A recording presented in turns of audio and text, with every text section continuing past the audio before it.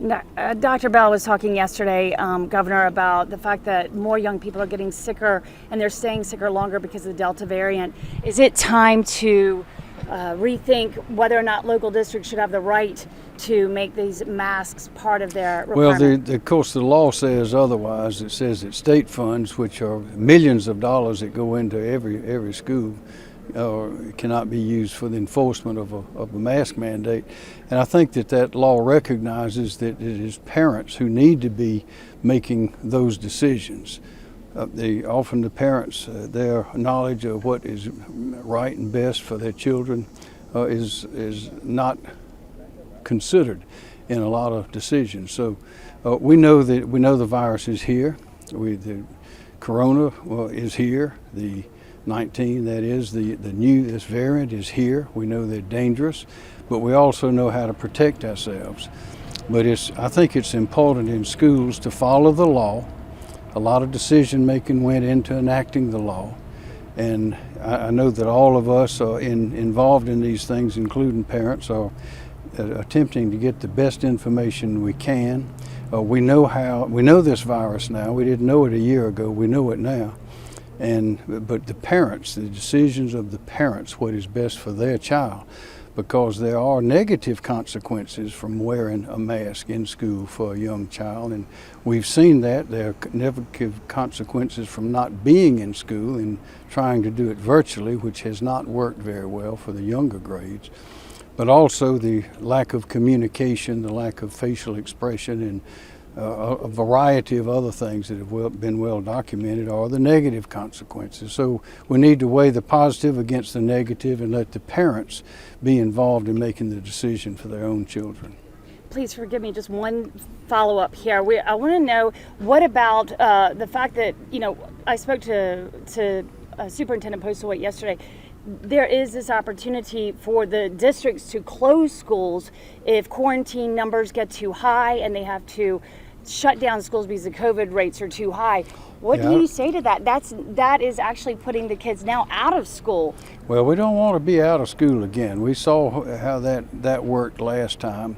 It was a good decision at the time based on the information we had. It was a carefully made decision, but we know there were enormous negative consequences, unintended consequences, both emotional development, mental health. We know about the suicide rate of children. I mean, it's just a tumbling mass of negative consequences. So we have to use our heads, be careful. We have to use common sense. We have to get the best information. We have to let the parents be involved in making the decision because they know what is best for their child. And Governor, is there any scenario you can think of where you would mandate masks again, either in schools or even in general? Well, we never have mandated masks. We never have had a state mandate at all for masks in South Carolina. Local communities were doing that.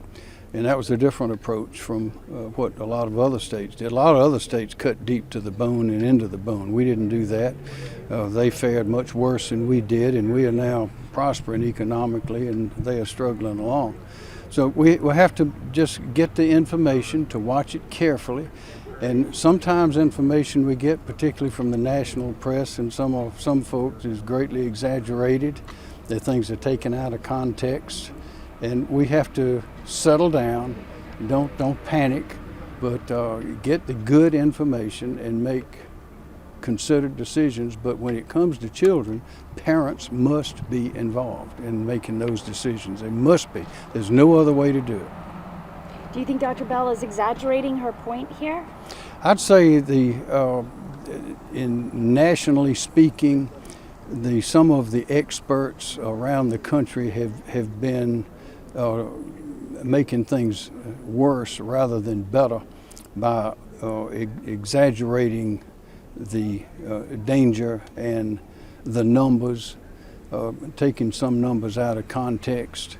I think we need to be careful. We have a very good Department of Health here in South Carolina, but we need to take all things into consideration, including the parents. And I know the football teams here locally, several of them have actually canceled practice, or I think the Palmetto Classic's canceled for tomorrow night. Is that the approach you would like to see, where individual events or things where there's a COVID outbreak might be looked at individually as opposed to just a broad cancellation? Well, broad masking mandate?